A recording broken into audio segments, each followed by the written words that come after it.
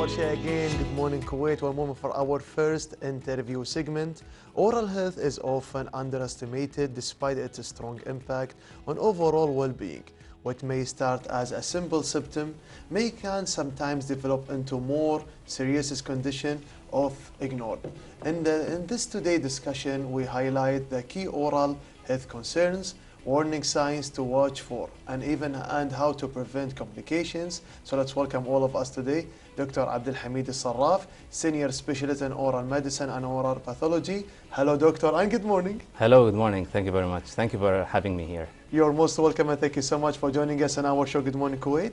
Doctor, we spoke in the off-air about the oral diseases. So what about the common disease which you're facing for the oral health?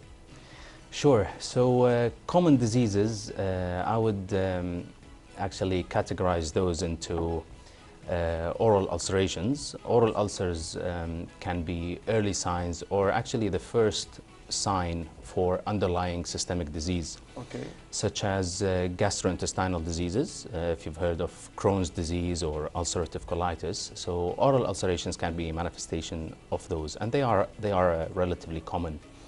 I would also mention white patches in the oral cavity. So white patches, those ones that cannot be wiped off, are actually considered precursors to developing a more serious condition.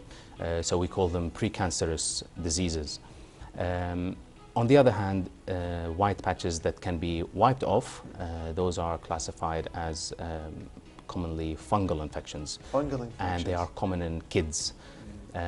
So those are actually common diseases that we see in the oral medicine clinic. So you mentioned for the children. Can you share with us a real story happened with the patient, with their parents and the children? Yes, of course. So I had a kid once with an oral ulcer that developed in relation to the eruption of the lower teeth. So as you know, kids have their teeth are developing and they get into contact with the tongue. So he had a large tongue ulcer, and he was traveling around with his parents to medical specialties, and it was considered that this ulcer is a fungal infection, and that kid was being prescribed antifungals for a long period of time. And then after that, antibiotics was prescribed. But if we look at the cause of the ulcer, that it's constant irritation from the newly erupted teeth, then we could manage the condition accordingly. So a little bit of smoothing of the teeth, and then at the time of them being replaced to permanent teeth, the ulcer started to diminish, and then it's gone away, and everyone was happy. The kid was happy, parents were happy. So at the end, the result is happiness. But during the checking, how was the situation of the parents? Of course, everyone was anxious. Parents would always think that there's something serious going on. Why is this ulcer not going away? So you have to manage that as well. So you have to manage the parents' anxiety and as well as the medical condition that the kid is presenting with. You mentioned something important. I will start from the end of your topic. You mentioned the parents' anxiety. How can I reconfirm or reinsure the parents, like how they know that this is like an oral normal pain, or this pain have to be more checkable, have to be considered something huge? Okay, so sometimes explaining to the patients, showing them clinical photographs, explaining the risk factors, showing them or informing them about the disease, that would probably be 50% of the management plan. As soon as the parent or the patient is reassured, then he would be more compliant. So this is one element of trying to deliver the information to the patient so they understand, and then on the other hand, trying to come up with a clear plan for the patient. You use like some like long-term plan?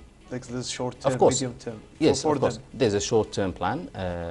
Usually, if the patient is coming with pain, then pain relief would be the first thing that we think about in the plan. But if it was a serious condition, then there should be a long-term plan that includes regular follow-ups to make sure the clinical progress is going in the right favorable way. of the patient. Yes. Nice. What about the oral ulcer, doctor? In the beginning, you mentioned the oral ulcer, most of the common symptoms happening in the state of Kuwait. How can we differentiate it? How can we even to share it to the viewers who's watching us if their children or maybe himself or herself having the oral ulcers? Sure. Oral ulcerations is a very big topic in oral medicine. Those ulcers that see, for example, a patient knows that he accidentally had a lip bite probably while eating, or maybe he had a very hot drink that he burned his tongue, for example. Like coffee and tea? Yes, so he would, you would know that this ulcer is related to this kind of trauma that happened, or maybe the patient have a sharp tooth or a fractured tooth that might cause irritation to the tongue. On the other hand, we should be alert when ulcers are persistent, they don't go away, they increase in size, they change in color, they bleed spontaneously. Here we should be thinking there might be something serious going on. In advanced stages, when the ulcer is still in the mouth, it's not going away, you note systemic features such as neck lumps, sudden weight loss. When the growths are near the oropharynx, some patients feel or present with voice changes. So the patient say, I'm noticing that my voice is changing. So these signs indicates the oral ulcer. I want to highlight something important, doctor. You mentioned during your conversation about the oral ulcer, drinking hot drinks like coffee or tea or anything hot drinks more of the times in the day, or maybe in a high temperature, it will causes the oral ulcer. There's a threshold for each person. For example, me myself, I would probably spend 3 to 5 minutes. I would finish my cup of coffee, and in the same temperature with a colleague who would probably spend 10 minutes. So it's where the heat is generated and the patient can tolerate it, and the ulcer doesn't develop, then that's his threshold. But if, for example, he had a hot drink very fast, then the ulcer would develop. Even if it happens several times a day, those ulcers will still develop if the heat is higher than the patient threshold. You have to keep aware about what we drink every day. So let's move out about something, a crucial point, which is the oral cancer. Oral cancer, we're facing like the different types of symptoms, and even the patients, and maybe your colleagues also, and yourself, doctor, being with the patients have the oral cancer. How you are dealing with them? Right. So oral cancer is another big topic, and actually important topic, as you mentioned. So the lack of awareness that we have sometimes allows the cancer to progress. Some patients are not aware of those conditions. They're not aware that this asymptomatic white patch can progress. Here, when the patient comes in with advanced stages, obviously the first step would be taking a biopsy, a small sample of the growth or the ulcer or the condition that's suspicious for cancer for laboratory testing, histopathological diagnosis. Following the result, then he would be admitted to hospital for the cancer surgery. Okay. So this is like we on behalf of our show, Good Morning Kuwait, we hope and we're sending the hope and praying for people who suffer from the oral cancer to easily get welling soon. Inshallah, will be around their beloved ones and their family also. So let's talk more about the people have like certain of groups like heavy smokers, and people have some like chronic diseases. Is it like they are facing too many things or causes for the oral diseases? Sure. Traditionally, the risk factors are very well known, and this is global, not only in Kuwait. In Kuwait, I see them all, nearly in smokers, and as well as alcohol consumers, people with an unbalanced diet, so a diet with high levels of red meat in it is also a risk factor. And patients who are immunocompromised, patients with lots of systemic conditions, they take lots of medications.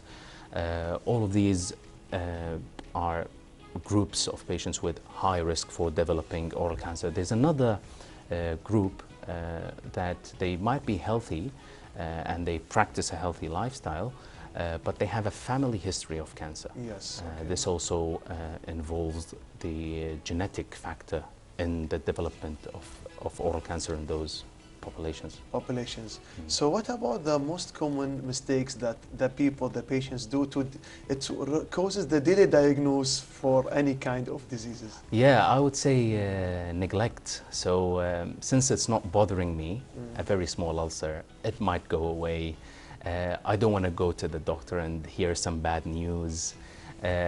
Some patients deny the presence of those lesions. You can't believe there are patients who suffer from a large growth that is present for 4, 5, 6 months, but they think that this is related to, say, a bacteria or a fungus that would go away.